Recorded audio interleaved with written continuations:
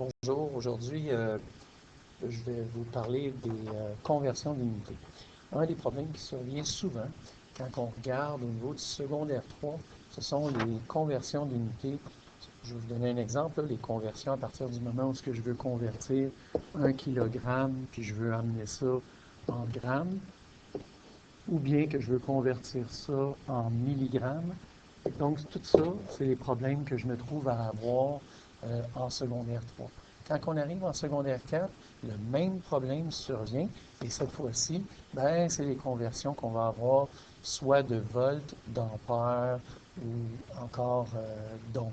Donc, un exemple qu'on va retrouver couramment, si je parle de 1 kV, cette conversion-là, on la retrouve en volts ou qu'on la retrouve en millivolts. Encore une fois, c'est une problématique.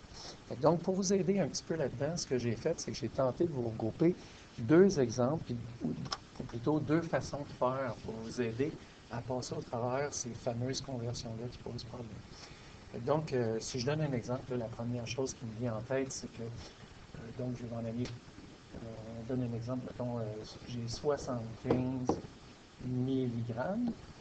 Avec 75 mg, ça, si je veux faire une conversion et amener ça en grammes, ce qu'il faut comprendre, c'est que je me trouve à avoir deux éléments dans cet énoncé-là. La première, c'est que j'ai une unité de 75. Cette partie-là représente un multiplicateur. Donc, il faut se rappeler que des millis, ça se trouve être des millièmes. Donc, vous pouvez tout de suite dire que vous avez 75 millièmes de grammes. Ça, c'est la première étape que vous pouvez faire. De cette façon-là, la suite, c'est soit que vous passez à la calculatrice pour faire la conversion, ou bien, ce que vous faites, c'est que vous retournez à votre 75 mg. Fait que je dis, j'ai 75 millièmes. Fait que donc ici, je vais mettre la virgule ici. Vous voyez que ça ne change absolument rien que j'ai écrit 75 millièmes ou 75,0 millièmes. Vous êtes d'accord avec moi? Fait que donc, une étape serait de dire, maintenant, je veux convertir ça en unités. Ça veut dire que les unités, c'est beaucoup plus grand que des millièmes. Donc, nécessairement, il va falloir que je tasse ma virgule. Maintenant, tasser la virgule de combien? Si c'est des millièmes, je me trouve à avoir 3 zéros. La virgule est présentement ici. Ce que je dois faire, c'est la tasser de 3. 2 et 3. Donc, ça veut dire ici, je vais falloir que je rajoute un zéro et une virgule. Ça veut dire que la nouvelle unité, sans tenir compte des millièmes, va être un énoncé qui va ressembler à celui-ci. Ça va me donner 0,075 grammes.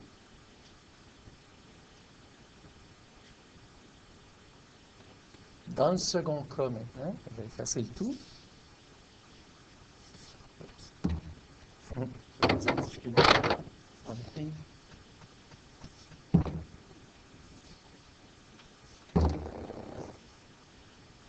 OK, dans le second cas maintenant, là, ce qu'on a fait, c'est qu'on a pris des millièmes, puis on a fait une conversion pour s'en aller en grammes. Le même problème qui s'applique quand on a des kilos, puis qu'on doit ramener ça en unités. Donc, si je prends l'exemple que je me trouve à avoir 20 kV, 20 kV, ce que ça représente, il faut se rappeler que le K signifie des milliers et non pas des millièmes, comme dans le cas des milliers. Donc, cette fois-ci, plutôt que de diviser le 20 par 1000, ce que je me dois faire pour supprimer le K, ça va être de multiplier le 20 par 1000. Cette fois-ci, ça me permet d'annuler le K pour avoir un total de 20 000. Donc, cette conversion-là est assez aisée. Maintenant, si vous voulez tout simplement le faire en vous déplaçant, vous allez dire que j'ai 20 kV, 20,0 kV, et ce que je cherche à faire, c'est de prendre des unités qui vont être plus petites que les kilovolts, que les milliers de volts. Donc, de combien? De 1000, 3 zéros. Donc, il faut que je déplace mon point de 3 unités. Ce qui m'amène, le point arrive à cet endroit-là, et ma réponse me donne, encore une fois, 20 kV.